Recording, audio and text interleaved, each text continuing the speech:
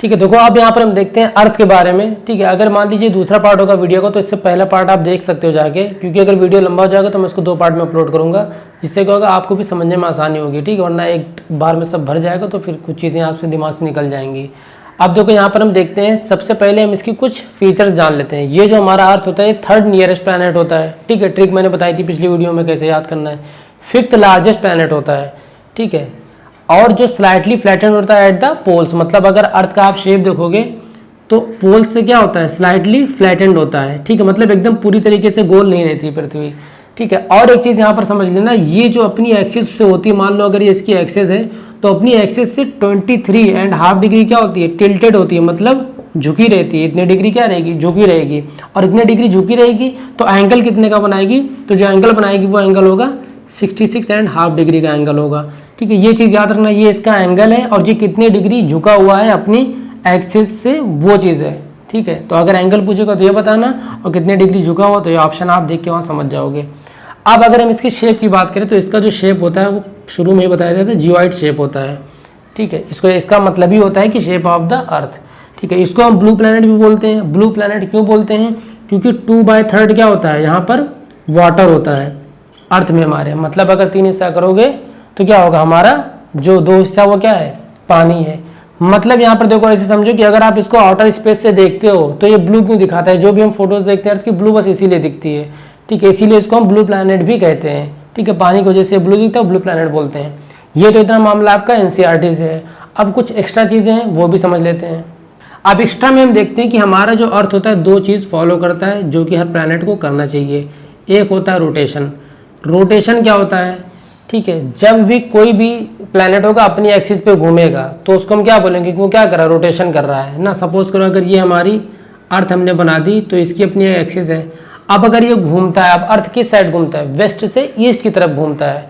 ठीक है, जो अर्थ हमारा है वो वेस्ट टू ईस्ट घूमता है, इस चीज़ को भी याद रखना। तो जो ये घूम रहा है, ठीक है, इसकी वजह से क्या हो रहा है, हमारा रोटेशन हो रहा है। और ये रोटेशन हमारा कितने देर में कंप्लीट होता है, तो ये जो कंप्लीट होता है 23 आवर्स। ठीक है, ये भी एग्जाम में पूछ लेता है, 56 मिनट और 4 सेकंड। ठीक है, इतने में क्या होता है, हमारा अर्थ जो होता है वो एक रोटेशन कंप्लीट करता है। इसीलिए हमने कहा, हम क्या सुनते भी हैं कि जो हमारा दिन रात का होता है मिला के कई घंटे का, 24 घंटे का होता है, इसी का अप्रॉक्स वैल्यू बता दिया गया है। लेकिन अब यहाँ पर देखो, समझो एक चीज़ को कि रोटेशन की वजह से हमारा होता क्या, इफेक्ट क्या पड़ता है। तो रोटेशन की वजह से हमारा डे नाइट चेंज होता है। ठीक है, डे एंड नाइट जो होता है हमारा वो रोटेशन की वजह से होता है। ठीक है, ये तो हो गया हमारा रोटेशन की क्लियरिटी हो गई। अब एक वर्ड हमने सुना है रिवोल्यूशन। ठीक है, रिवोल्यूशन में क्या होता है, बचपन से पढ़ते आ रहे, मगर एग्जाम में किस हिसाब से पूछता है वो चीज़ यहाँ पर बताएंगे। रिवोल्यूशन क्या होता है हमारा, जब यही अर्थ पूरी की पूरी अपने ऑर्बिट में घूमने लगे, किसके, सन के अराउंड, सन का चक्कर लगाने लगे, तो इसको हम बोलेंगे रिवोल्यूशन की, मतलब उसकी परिक्रमा कर रहा है। ठीक है, परिक्रमण बोलते हैं इसको। ठीक है, अब एक चीज़ और देखो यहाँ पर, रिवोल्यूशन जो होता है ये हमारा कब कंप्लीट होता है, 365 डेज। ठीक है, और 5 आवर्स और 48 मिनट। ठीक है, इतने टाइम में हमारा इसका एक रिवोल्यूशन मतलब एक राउंड ये कंप्लीट कर लेता है। ठीक है, जैसे मरकरी 88 डेज में करता है, ये कितने में करता है, इतने दिन में, इतने घंटे और इतने मिनट में। अब देखो इसकी वजह से भी कुछ चेंज होता होगा। इसकी वजह से क्या चेंज होता है, जो हमारे सीजन्स चेंज होते हैं ना, गर्मी, ठंडक, बरसात, ये सब क्या होता है हमारा रिवोल्यूशन की वजह से होता है। तो एग्जाम में पूछ लेता है कि सीजन चेंज होता है ड्यू टू रोटेशन या रिवोल्यूशन, तो वहाँ रिवोल्यूशन होगा। डे एंड नाइट चेंज होता है किसकी वजह से, इनकी वजह से, या रोटेशन की वजह से क्या होता है, रिवोल्यूशन की वजह से क्या होता है। ठीक है, अब अगर आप इसको ऐसे नॉर्मली समझो कि सपोज करो अगर सामने से लाइट पड़ रही हो, हमारी ये अर्थ होगी। ठीक है, अब एग्जाम्पल देकर समझाएं उतना तो आप इमेजिन करके समझ सकते हो। ठीक है, तो अगर मान लो इधर रोशनी पड़ रही है, ठीक है, अब इधर अभी हमारी अर्थ है, अब इधर घूमते घूमते घूमते इधर आ गई, तो अभी हम उस तरफ थे, अब इस तरफ आ गए। अब जब हम इस साइड आ गए तो इधर जाहिर सी बात अंधेरा हो गया, उधर क्या होगा, दिन हो गया होगा। ठीक है, उधर उजाला हो रहा था। तो यही होता है हमारा अर्थ में, यही चीज़ होती है रिवोल्यूशन। आप समझो इसके वजह से सीजन कैसे चेंज होता है। मान लो ये सन है, अभी अर्थ क्या रिवॉल्व कर रहा है ना इसके राउंड राउंड।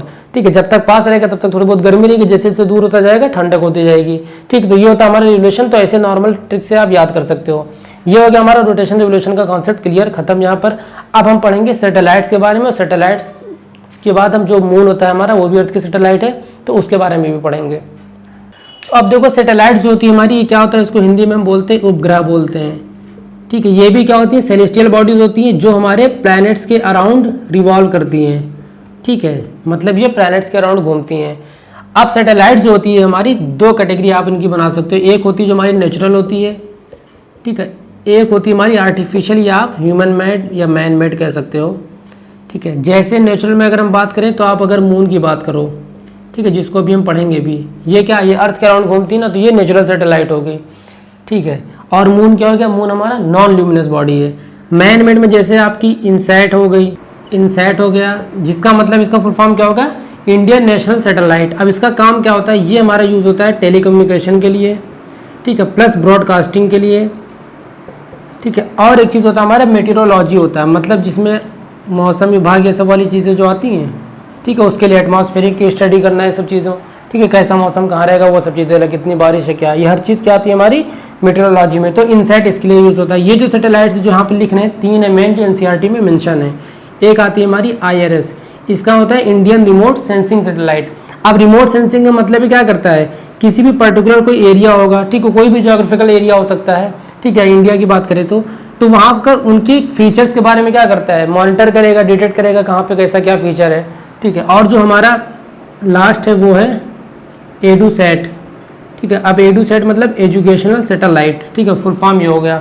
ये एजुकेशनल पर्पज़ के लिए यूज़ होता है, जहाँ रिमोट एरियाज़ में, ठीक है, स्कूल्स वगैरह या कोई भी फैसिलिटीज़ नहीं मिल पाती हैं, तो वहाँ पर ये यूज़ होता है, हमारा एजुकेशनल सैटेलाइट का काम होता है। अब ये तुम्हारी मैन मेड सैटेलाइट हो गई, इसमें आपको बस इतना याद रखना है, फुल फॉर्म याद रख लेना, और थोड़ा बहुत इनका एक एक काम जो भी वो याद रख लेना। बाकी इसरो ने लॉन्च किया है किस व्हीकल से, वो ये भी इतना इंपॉर्टेंट नहीं है, अभी भी हम एनसीईआरटी के हिसाब से पढ़ रहे हैं। अब हम यहाँ पर बात करेंगे मून की, जो मून है हमारा वो इंपॉर्टेंट है यहाँ पर। अब मून के बारे में हम पूरी अच्छे से डिटेल में समझेंगे कि मून क्या है, ठीक है, कि मून होता क्या है। अब सबसे पहली बात तो मून भी हमारा क्या है, मून हमारा एक, हमेशा जो लिखते हैं वही यहाँ पे भी लिखेंगे, सेलेस्टियल बॉडी है, ठीक है, प्लस क्या है, ये नॉन ल्यूमिनस है, और ये नेचुरल सैटेलाइट है किसकी, अर्थ की है, ठीक है, अर्थ की सैटेलाइट है। वर्डिंग्स पे ध्यान देना, अगर बाई चांस राइटिंग नहीं भी समझ में आ रही है तो ध्यान देना वर्डिंग पे। अब देखो जो मून है ना हमारा, इसके बारे में एक फैक्ट समझ लो कि हम हमेशा मून का पता है एक ही फेस देख पाते हैं, ठीक है, क्यों। अच्छा अब आप ये बताओ, जैसे अगर मैं इधर हूँ और मुझे कोई देख रहा है, अब अगर हम दोनों लोग घूम रहे होंगे साथ में, तो क्या मैं बैक देख पाऊंगा, ठीक है, मैं सिर्फ फ्रंट ही तो देखूंगा ना, उसका मतलब एक ही साइड तो देख पाऊंगा ना। जब अर्थ के हिसाब से वो घूम रहा है, अर्थ भी घूम रही है सन के अराउंड, वो अर्थ के अराउंड घूम रहा है, ठीक है, अर्थ भी रोटेट कर रही है तो वो भी रोटेट कर रहा है, ठीक है, अर्थ के अराउंड रिवॉल्व कर रहा है, तो मतलब क्या था, हमेशा हम उसका एक ही फेस देख पाते हैं। दूसरी बात, जो मून पे हम देखते हैं कि कहीं पर दाग धब्बा है, ठीक है, कहीं पर डार्क है, कहीं पर लाइट है, वो इस वजह से होता है क्योंकि मून्स पे क्या माउंटेन्स वगैरह होते हैं, ठीक है, कोई वहाँ पे कोई ऐसी प्लेन ज़मीन नहीं होती है, ठीक है, माउंटेन्स वगैरह हो सकते हैं, बड़े बड़े रॉक्स हो सकते हैं, ठीक है, तो उन सब की क्या शेडोज़ पड़ती हैं, ठीक है, इनकी शेडोज़ की वजह से हमें वो क्या थोड़ा बहुत कहीं पर डार्क कहीं पर लाइट ऐसे दिखाई देता है, ठीक है, और सन की लाइट उस पर पड़ती है।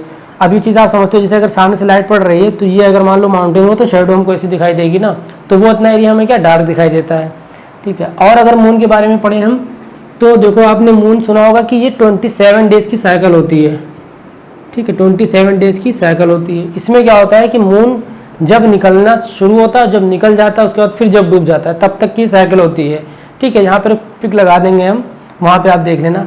अब इसमें जो मेन होता है, 2 दिन मेन होते हैं, एक जिसको हम बोलते हैं न्यू मून, ठीक है, और एक को हम बोलते हैं फुल मून।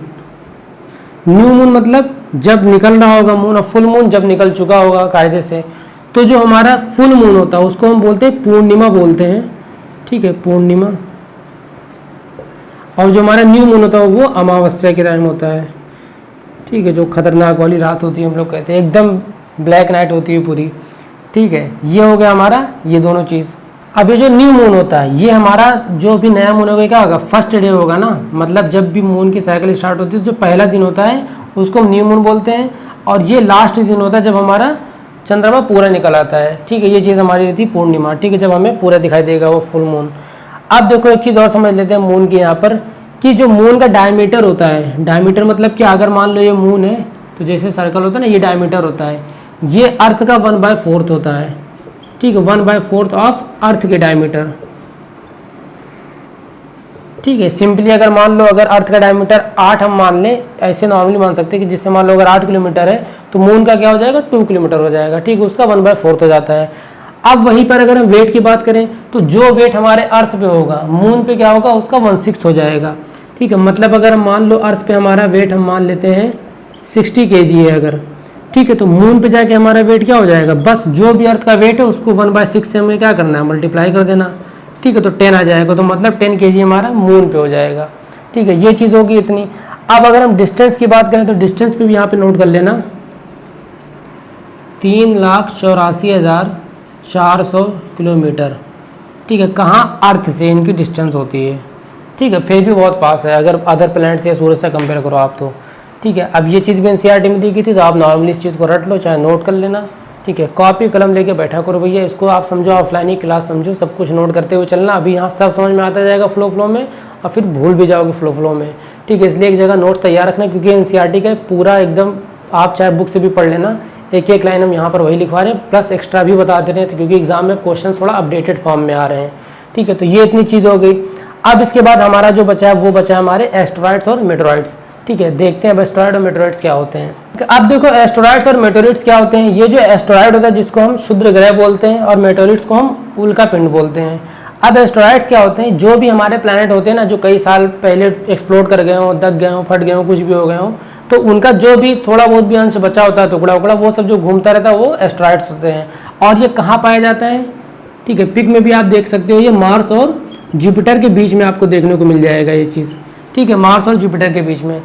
अब ये चीज़ तो चलो एस्टेरॉइड्स की हो गई। अब जो हमारे मेटेरिट्स होते हैं ये हमारे अर्थ के अराउंड ज़्यादातर रिवॉल्व करते रहते हैं, ठीक है, जो स्मॉल पीसेज ऑफ रॉक्स होते हैं, ठीक है, वही होता है, स्मॉल पीसेज ऑफ रॉक्स होता है, ठीक है। अब ये क्या होता है कि अर्थ के अराउंड घूमते रहते हैं, सपोज करो अगर ये हमारी अर्थ हो गई, ठीक है, तो यहाँ पर ये इसे घूमते रहेंगे। कभी कभी क्या होता है कि हमारे अर्थ की तरफ गिरने लगते हैं, ठीक है, आपने सुना भी होगा कि इस साल या इतने टाइम एक मेटेरिट उसके बगल से गुजरेगा, ठीक है, सब चीज़ें अभी जल्दी रिसेंटली न्यूज़ में मैंने सुना था।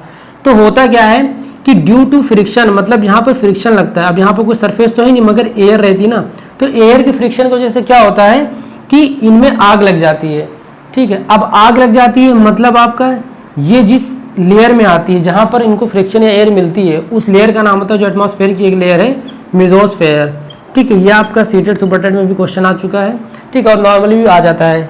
तो मेसोस्फेयर लेयर में क्या होता है, ये जाके बर्न कर जाते हैं, और जब बर्न कर जाते हैं तो हमें क्या देखने को मिलती है, फ्लैश ऑफ लाइट, ठीक है, जिसको बहुत लोग देख के बोलते हैं कि तारा टूटा है, कुछ भी टूटा है, ठीक है, तो क्या फ्लैश ऑफ लाइट, तो इस वजह से जो बर्न होता है वहाँ से एक लाइट की तरह हमें दिखने लगता है, ठीक है, तो ये हमारे मेटेरिट्स होते हैं।